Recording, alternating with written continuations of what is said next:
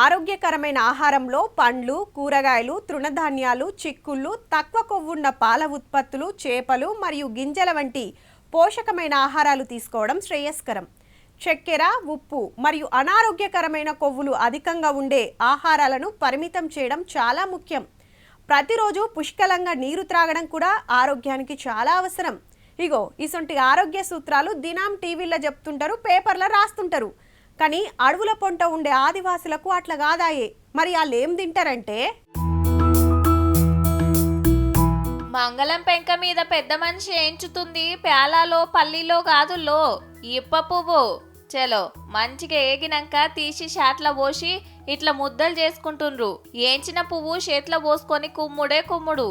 నిన్నయాల్టి సంది కాదుల్లో 104 ఏండ్ల సంది పొద్దు పొద్దుగాలనే ఇప్ప పువ్వు తింటుంది గీ పెద్దమ్మ. పెన్షన్ తీసుకుపోతున్నా, చుంచుగట్టిపోతున్నా, నడిచి పోకూడా చూడు ఇప్ప పువ్వులు తింటాం.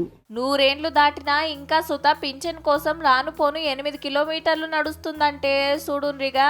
అంతా ఇప్ప పువ్వు పుణ్యమే అంటుండ్రు ఆదివాసీలు. అవ్వే కాదు, చిన్నలు పెద్దలు పడ్సోళ్ళు అందరికి నాష్టా ఇప్ప పువ్వే. వారెవ్వా పోరలకిస్తే ముద్దుగా సంపరిస్తున్నారు. ఇటు ఈ కాక శాటల పోసుకొని బుక్కుడే బుక్కుడు.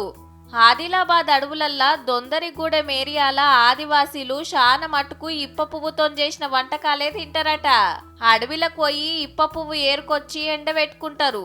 దినం ఇంత వేయించుకొని బుక్కుతారు కాబట్టి ఏ బీమార్లు రాకుండా నిమ్మలంగా ఉంటున్నాం అనుకొస్తున్నారు. షుగర్ బీపీ రాదు, అందుకొరకు ఇది ఇప్ప పువ్వు మేము తింటాం. అయితే మా అమ్మ కూడా ఇంతవరకు 100 సంవత్సరాలు అవుతున్నది, కానీ ఆమెకి ఏం ఇంతవరకు రోగాల్లో వస్తలేవు, ఏం వస్తలేవు సార్. అంబలి తాగుతాము, మళ్ళీ పువ్వులు తింటాం, దాంతో పాటు మంచిగా ఉంటుంది సార్. ఇది గారెలు లడ్డూలు చేసుకొని తింటే ఇంకా కమ్మగుంటాయట. కాళ్ళ నొప్పులు, కీళ్ళ నొప్పులు, రక్తం తక్కువ ఉండుడన్న ముచ్చట్నే ఉండదట. వెనకటికెళ్ళి ఇప్ప పువ్వు తినేటోళ్లకు ఎనేమియా అంటే ఏందో సుతా తెలియదంటే చూడుండ్రిగా పెయికి ఎంత మంచిదో.